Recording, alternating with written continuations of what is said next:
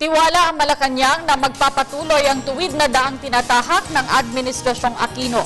Reaksyon ito ng palasyo sa pangambang baka makaapekto sa isinusulong na reforma ang pagkatalo ng ilang kandidato ng Team Pinoy.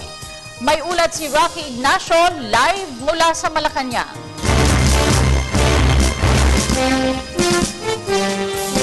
Maraming salamat, Cathy. Katulad nga ng maraming mga Pilipino, inaantabayanan na rin ng Malacanang na ganap ng maiproklama ang mga nanalong kandidato sa katatapos na halalan. Samantala, sinabi ni Presidential Spokesperson Edwin Lacerda na tiwala si Pangulo Aquino na makikipagtulungan ang mga kaalyado o kahit hindi kaalyadong nanalong kandidato sa pagpapatuloy ng tuwid na daan.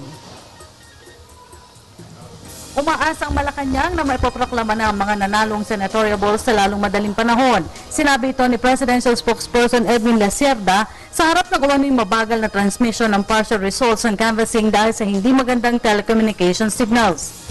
Well, nasa control po ng COMELEC po yung pagka-canvas po. Certainly would like, ang sabi nila, they will be able to proclaim the winner. So we will take it as to... we will expect them, as they promise, that they will be able to declare the winner soon. Samantala, wala namang nakikitang epekto ang Malacanang sa pagpapairal ng tuwid na daan dahil sa ilang hindi pinalad na kandidatong kaalyado ng palasyo.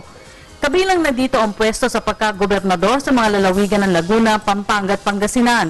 Pero gate nila Cerda may mga pambato ang ruling coalition na nanalo sa mga umano'y balwarte ng ibang partido, partikular na dito ang lalawigan ng Cebu. I think whoever will become the governor will certainly believe in our campaign for good governance. There is no reason for them not to adhere to our program of good governance. So it will profit them as well to walk along the path of tuwid na daan. Tiwala rin ang palasyo na makikipagtulungan ang mga ito sa mga inilatag na reforma ng Administrasyong Aquino. I'm sure they will welcome the agenda of good governance. No politician will defy any program that will support our programs for the poor, for the economic upliftment of our countrymen. Nauna nang sinabi ni Pangulong Aquino na ipagpapatuloy niya ang mga reforma hanggang sa matapos ang kanyang termino sa 2016. At yan po ang ating pag-uulat mula dito sa Malacanang.